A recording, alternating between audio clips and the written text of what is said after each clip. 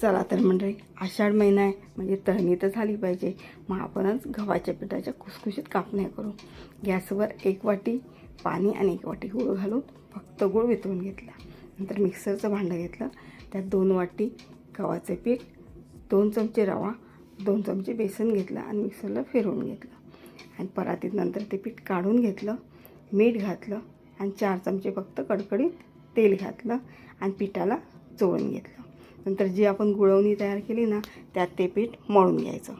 नंतर छोटे छोटे गोळे तयार करायचे आणि मस्तपैकी लाटून घ्यायचे आणि वरूनही कसकस लावायचा आणि पोळीला खालच्याही साईडनं कसकस लावायचा आणि मस्तपैकी कापण्या कापून घ्यायच्या. तोपर्यंत गॅसवर तेल गरम करत ठेवायचं. तेल कडकडीत गरम झालं की त्यात कापण्या सोडायच्या आणि मस्तपैकी तळून घ्यायच्या. अशा नक्की करून बघा. आवडलं तर लाईक, शेअर, सबस्क्राईब करा.